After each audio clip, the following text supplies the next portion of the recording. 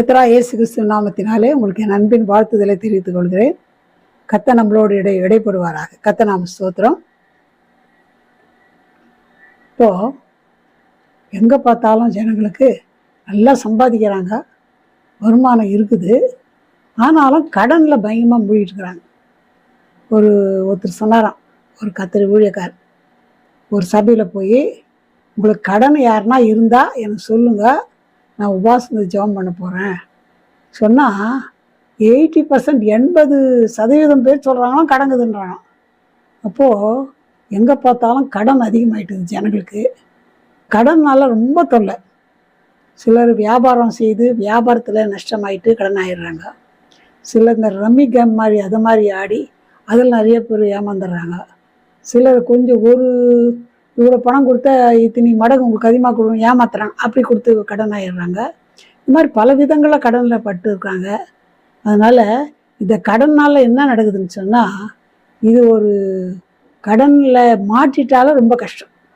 பாருங்கள், கடனுக்கு நம்ம கடன் சொல்கிறோம், வட்டி கடன்றோம், இந்த மாதிரி பல விதமாக கடன் இருக்குது. இதில் என்ன விஷயம்னா, கடன் வாங்காது இருக்கணும்னா ஒரு பயம் இருக்கிறதுக்காக ஒரு காரியம் சொல்கிறேன்னா, இந்த கடனை பற்றி எபிரே பாஷையில் நிவேஷக் சொல்கிறாங்க. அப்படின்னா என்ன அர்த்தம்னா, பாம்பு கடி மாதிரி அர்த்தம்.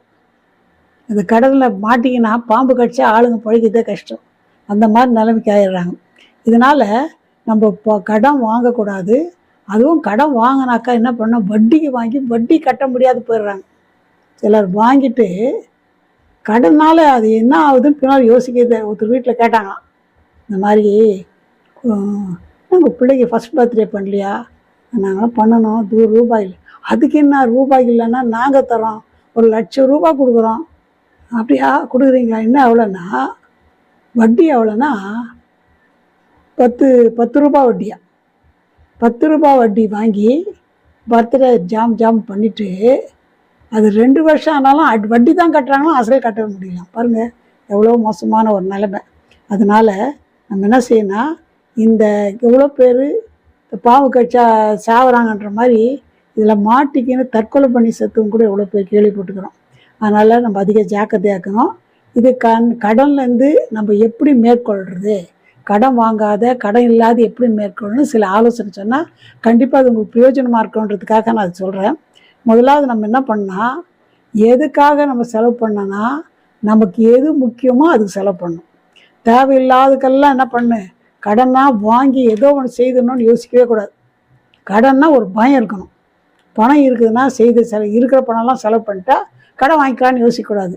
ஒரு இது சொல்லுவாங்கன்னா, கடன் வாங்க கடன் கொடுத்தவனுக்கு அடிமையாக. அதனால் அந்த நிலைமை நமக்கு வரக்கூடாது. அதனால் எது தேவையோ அதுக்கு முதலிடம் கொடுக்கணும். தேவையில்லாதெல்லாம் போய் வாங்கிடக்கூடாது. பார்க்குறத சிலர் சரியாக இப்போ ஒரு ஷாப்பிங் மால் போவாங்க, போயிட்டு பார்க்குறதெல்லாம் வாங்கிடுவாங்க. இருக்கிற துட்டெல்லாம் காலி பண்ணு. நமக்கு தேவையா, அந்த தேவையை பார்த்து வாங்கணும். அப்படி தேவையை பார்த்து நம்ம வாங்கினா நம்ம கடன் வர்றதுக்கு சான்ஸ் இருக்காது. அது மட்டும் இல்லை, நம்ம என்ன பண்ணாக்கா, நம்ம வருகிற வருமானத்தில் எப்படியாவது கொஞ்சம் மீதம் எடுக்கணும்னு கர்த்தர் விரும்புகிறார்.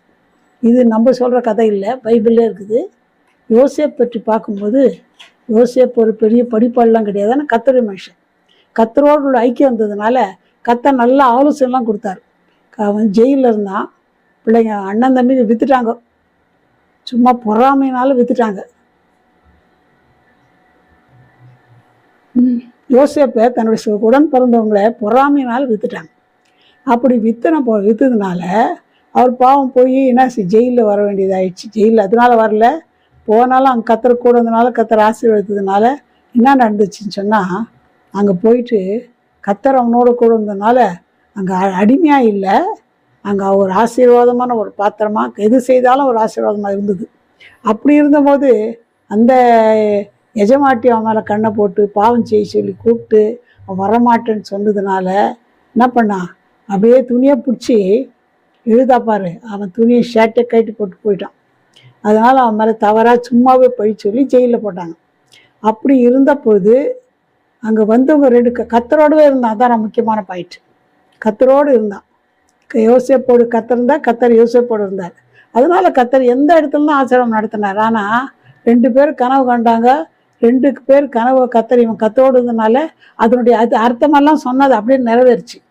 உடனே அந்த பானை பாத்திரம் சொன்ன நிறைவேறிப்பா, நீ போனா என்ன பண்ணு, அந்த பார்வன்ட்டு சொல்லு, இங்கே வர்றதுக்கு எனக்கு எந்த தப்பும் நான் செய்யலை, அதனால் என்ன இங்கிருந்து வெளியில் வர்றதுக்கு ஒரு சான்ஸ் பாரு ஞாபகப்படுத்தினாங்க. ஆனால் அவன் மறந்துட்டான். 2 வருஷம் மறந்துட்டான். 2 வருஷம் மறந்தாலும் கர்த்தர் மறக்கலை. கர்த்தர் என்ன செய்தாருன்னா, உடனே அவனை வந்து அந்த பார்வோனுக்கு ஒரு கனவு வந்து, அந்த கனவை யாரும் விடுவிக்க போக முடியாத போகிற சூழ்நிலை. அப்போ தான் இந்த பானை பாத்திரம் ஞாபகம் வந்து உடனடியாக பார்வோன் வரவழைச்சு உடனே என்னப்பா அந்த சொப்பனெல்லாம் அர்த்தமெல்லாம் சொன்னப்போ, அப்போது இது சரியாக இருக்குதுன்னு அந்த பார்வோன் கண்டு சொல்லிட்டாரு. சரிப்பா, அவன் சொன்னால் 7 வருஷம் நல்லா விளையும், அடுத்த 7 வருஷம் சரியான பஞ்சமாக்கும். அதனால் ராஜாவுக்கு ஆலோசனை சொன்னான். 7 வருஷம் நல்லா விளையும் இல்லையா, அப்போ அதை எடுத்து சேர்த்து வச்சு அடுத்த 7 வருஷம் பஞ்சம் வரும்னு கர்த்தர் வெளிப்படுத்திருக்கிறாரு, அதுக்கு பிரயோஜனமாக இருக்குன்னு சொன்னால். அப்புறம் ராஜா பார்த்தாரு, உன்னை போல ஞானமாருங்க விசேஷத்தாக பெற்றவங்க யாரும் இல்லை, நீ தான் அந்த ஸ்தானத்தில் இருக்கணும்னு சொல்லிட்டு அவனை ஒரு கர்த்தர் உயர்த்திட்டு பார்வோனுக்கு அடுத்த ஸ்தானத்தில் எகிப்து தேசத்தில் வச்சார். அப்போ அவன் சொன்ன ஆலோசனைப்படி பார்க்கும்போது அவன் என்ன பண்ணான்னு சொன்னால், அவன் சேர்த்து வைக்கணும் சொன்ன ஆலோசனை ரொம்ப முக்கியமான ஒரு ஆலோசனை. நம்ம வேதத்தின்படி நம்ம பார்க்கும்போது கர்த்தர் வந்து நம்ம கடன் வாங்குறதுக்கு நம்மளை வைக்கல, நம்மளை ஆசீர்வாதமாக வச்சுக்கிறார். ஒரு வசனம் உபாகம் 28:12, ஏற்ற காலத்திலே உன் தேசத்திலே மழை பெய்யும், நீ கையிட்டு செய்யும் வேலைகளெல்லாம் ஆசீர்வதிக்கவும், கர்த்தர் உனக்கு தமது நல்ல பொக்கிஷசாலையாகிய வானத்தை திறப்பார், நீ அநேக ஜாதிகள் கடன் கொடுப்பாய், நீயோ கடன் வாங்காதிருப்பாய். நீ அநேக ஜாதிகளுக்கு கடன் கொடுக்குற அளவுக்கு ஆசீர்வாதத்தை கர்த்தர் கொடுத்துக்கிறார். நம்ம போயினா கூட கடன் வாங்கக்கூடியது தான் கர்த்தருடைய நமக்கு வச்ச ஆசீர்வாதம். இதை நம்ம கண்டிப்பாக தெரிஞ்சுக்கணும். அப்போது இந்த விஷயத்த இந்த யோசேப்பு அருமையாக வந்து பார்வோன் ஆலோசனை சொன்னார். ஆதியாக 41:47 பரிபூர்ணமுள்ள 7 வருஷங்களிலும் பூமி மிகுதியான பலனை கொடுத்தது. அவ்வேழு வருஷங்களில் எகிப்து தேசத்திலே விளைந்த தானியங்களை எல்லாம் அவன் சேர்த்து அந்த தானியங்களை பட்டணங்களில் கட்டி வைத்தான். அந்த பட்டணத்தில் அதனதின் சுற்றுப்புறத்து தானியங்களை கட்டி வைத்தான். இது வந்து ஆதியாக 41:48. அடுத்தபடியாக 49, 41, 49 இப்படி யோசேப்பு அளவிருந்ததாய் கடற்கரை மணலை போல மிகுதியாக தானியத்தை சேர்த்து வைத்தான். அது அளவுக்கு அடங்காததாக இருந்தது. பாருங்க, கொஞ்சம் கொஞ்சமாக வாங்கி சேர்த்து வச்சா அளவுக்கு அடங்காததாக சேர்த்து வச்சுட்டான். அதனால் அடுத்த வருஷங்களில் வந்தப்போ என்ன நடந்ததுனாக்கா, ஒரு பஞ்சமாக இல்லை, இவங்க தேசத்துக்கே இல்லை, சுற்று வட்டாரத்தில் தேசத்துக்கெல்லாம் ஆகாரம் கொடுக்க வேண்டியதாகிடுச்சு. இதை நம்ம ஃபாலோ பண்ணோன்னு கர்த்தர் நம்மளுக்கு விரும்புகிறார். நம்ம வருகிற வருமானத்தில் பண்ணோம் சேமித்து வைக்கணும்னு கர்த்தர் விரும்புகிறார். இதுதான் ரொம்ப முக்கியம். ஒரு சபைக்கு போகிற ஒரு ஆள் ஏழை தான், அவர் வருமானம் என்னன்னா கடை வச்சு, அதாவது வண்டியில் டிஃபன் செய்து விற்கிறது, அந்த மாதிரி செய்திருந்தா எவ்வளோ வருமானம் வருதுன்னு அவங்க ஊழியக்கார் கேட்டால் அவர் சொன்னாராம், எனக்கு மாதத்துக்கு ஒரு 1500 ரூபா, மாதத்துக்கு 1500 ரூபா வருது எனக்கு வருமானம். எப்படிப்பானா எவ்வளோ வருமானம்? இல்லை வருமானம் இல்லை, அது மீதி ஆகுது எனக்குன்றான். என்ன வேலை செய்யுது இவ்வளோ மீதி ஆகுதுண்ணா? பாருங்கள், அதுதான் காரணம். அளவுக்கு அதிகமாக செலவு பண்ணாத, வருகிற வருமானத்தை சிக்கனமாக செலவு பண்ணி அதில் சேர்த்து வச்சதுனால ஒரு பெரிய ஆசீர்வாதமாக அந்த ஆள் வாழ்ந்து தான் நம்ம பார்க்குறோம். அது மட்டும் இல்லை, இன்னொரு காரியம் என்னென்னா, இன்னொரு உதாரணம் பார்க்கும்போது எல்ஐசியில் ஒரு ஆஃபீஸரை வேலை செய்தார். நல்ல கடன் இல்லை, கஷ்டம் இல்லை, நல்ல வருமானம். அவர் என்ன பண்ணாரா, 2 பேருக்கு சரி ஒரு நல்ல ஆஃபீஸராக இருக்கிற நல்ல வேலைன்னா எது கடன் கேட்டாங்க. எதுக்கு? ஜாமீனில் கையெழுத்து போட்டு சொல்லி.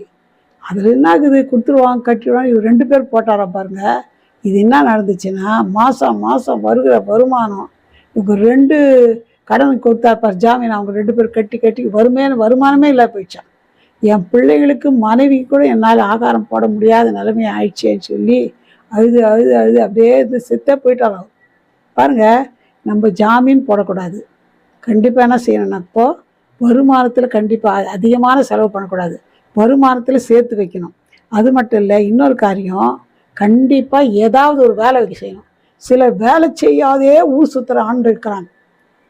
பெண்கள்னாலும் ஏதோ வீட்டு வேலை செய்வாங்க கொள்வாங்க. ஆண்கள் அப்படி இருக்கக்கூடாது. அப்படி இருந்தாக்கா கண்டிப்பாக என்ன ஆகும், கடன் அதிகமாகும்.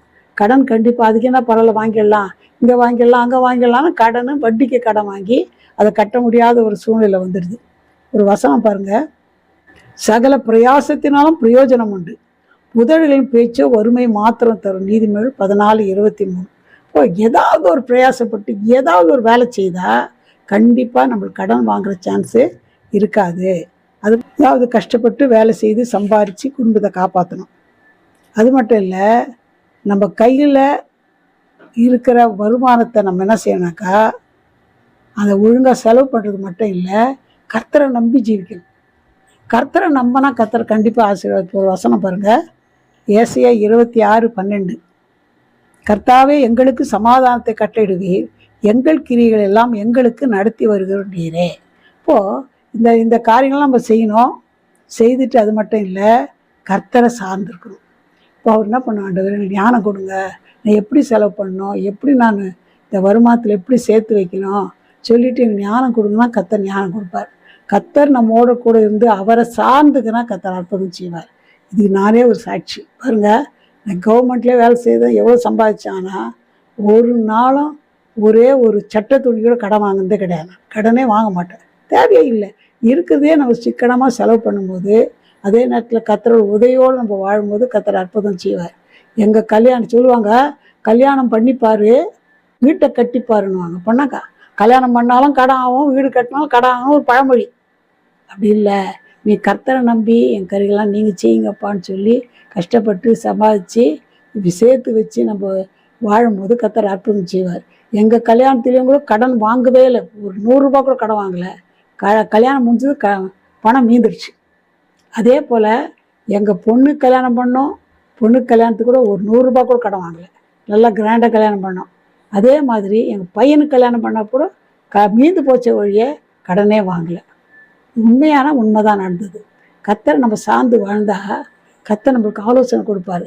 என் காரியங்களை நீங்கள் செய்யுங்கப்பான்னு எல்லாத்தையும் ஜெபம் பண்ணி அவர் ஆலோசனை கேட்டு செய்தால் எல்லாமே கர்த்தர் ஆசீர்வாதமாக மாற்றுவார். அது மட்டும் இல்லை, வீடு கூட ஒரு ஊரில் வீடு கட்டினோம், சென்னையில் ஒரு வீடு கட்டினோம், எதுக்கும் ஒரு 100 ரூபா கடனே வாங்கலை. நீங்கள் நினச்ச மீதானான்னு கேட்பீங்க, ஆச்சரியமாக கேட்கலாம். தேவனால் கூடாத காரியம் ஒன்றும் இல்லை. நம்ம கர்த்தரோடு ஐக்கியமாக இருக்கும்போது கர்த்தர் நமக்கு ஆலோசனை கொடுத்து நம்ம வருகிற வருமானத்தை கூட கர்த்தர் ஆசீர்வதிப்பார். கர்த்தர் ஆசீர்வதிச்சா கண்டிப்பாக முழுதும் பாருங்கள், உங்களுக்காக நான் ஜெபம் பண்ணுவேன். எனக்கு செய்த ஆண்டவர் உங்களுக்கு கண்டிப்பாக செய்வார். கடன் இல்லாமல் வாழ கர்த்தர் உதவி செய்வார். கர்த்தரால் முடியும். கர்த்தருடைய வசனத்துக்கு நம்ம கீழ்ப்படிக்கணும், கர்த்தர் சொல்கிற மாதிரி செய்யணும், ஆலோசனை செய்யணும். அதே நேரத்தில் கர்த்தரை சார்ந்து வாழ்ந்தால் கர்த்தர் அற்புதம் செய்வார். ஜெபிக்கலாம். எங்களை நேசிக்கிறதான பரம்பிதாவே, நல்ல வேலைக்காக நன்றி துதிக்கிறேன் ஐயா. அந்த எவ்வளோ பேர் அது அதிகமான கடனில் மாட்டிக்கொண்டு வட்டி கடனை வாங்கிட்டு ஆண்டவரே கட்ட முடியாத எவ்வளோ கஷ்டத்தில் இருக்கிறாங்க கேள்விப்பட்டு தான் இந்த ஆலோசனை கொடுத்தீங்க. அதை தான் சொன்னப்பா. இதை கேட்ட மக்கள் ஒவ்வொருவருடைய கர்த்தரை தாழ்த்துருக்கிறப்பா. தேவையில்லாத அனவசரமான வேலை செலவு செய்யாதபடி அந்த வருகிற பணத்துக்கு வருமானத்துக்கு ஏற்றவாறு செலவு பண்ண, ஒரு நாளும் ஒரு மாதம் கஷ்டப்பட்டு சம்பாதிக்க ஆண்டவரே நீ உதவி செய்யுங்கப்பா. ஆண்டவரே கடனே வாங்கக்கூடாது ஆண்டவரேன்றதை ஒரு தீர்மானம் பண்ணி ஆண்டவரே வாழ உதவி செய்யுங்க. அது வட்டிக்கும் கடன் வாங்கக்கூடாது, கடனும் வாங்கக்கூடாது. அதே நேரத்தில் வருகிற வருமானத்தில் ஒவ்வொரு மாதமும் சேர்த்து வைக்கத்தக்கதாக ஆண்டவரே உதவி. எவ்வளோ அவசர வேலைங்க அவசர தேவைக்கு வரும்போது சேர்த்து வைத்தது வந்து செலவு பண்ண முடியுமாப்பா. அது மட்டுமல்ல, உண்மை சார்ந்து வாழும்போது கர்த்தாவே ஒரு 10 ரூபா கடன் இல்லாத வாழ நீங்கள் உதவி செய்வீங்கப்பா. எல்லாம் கர்த்தாவே ஆசீர்வாதமாய் மாற்றி ஆண்டவரே வருமானத்தில் மீதம் எடுக்கத்தக்கதாக நீங்கள் உதவி செய்யுங்கப்பா. 5 அப்பம் 2 மீனை ஆசீர்வதித்து 5000 பேர் புருஷன் மேலே போஷித்து திருப்தியாக சாப்பிட்டுட்டு ஆண்டவரே மறுபடியும் 12 கூட மீதம் எடுத்த அந்த காரியம் செய்த நாங்கள் வேதத்தில் வாசிக்கிறோம்ப்பா. நீங்கள் நேற்றும் இன்றும் என்றும் மாறாதவரப்பா. இதை யார் இந்த வீடியோ பார்த்தாங்களோ, யார் நம்மளத்தில் ஜெபிக்கிறாங்களோ அவங்களுக்கு இந்த கஷ்டம் இல்லாதபடி, கடன் இல்லாத பிரச்சனை இல்லாதபடி, ஒவ்வொரு மாதம் மீதம் எடுக்கத்தக்கதாக கடன் இல்லாமல் வாழ நீங்கள் உதவி செய்யுங்கப்பா. உதவி செய்யும் போது அற்புதம் செய்யுங்க. மாற முடியாத காரியம் ஒன்றுமில்லப்பா. இந்த காரியத்தை செய்வேன்னு விசுவாசிக்கிறப்பா. எல்லாருக்கும் கேட்ட ஒவ்வொருவருக்கும் நீங்கள் அற்புதம் செய்து நாமத்தை மேம்படுத்திக் கொள்ளுங்க. பெரிய காரியம் செய்யும். இயேசுவின் நாமத்தில் ஜெபம் கேளும் பிதாவே, ஆமென். இந்த வீடியோ உங்களுக்கு ஆசீர்வாதமாக இருந்தால் நீங்கள் மற்றவங்களுக்கு ஷேர் பண்ணுங்கள். கர்த்தர் உங்களை ஆசீர்வதிப்பாராக. God bless you. ஆமென்.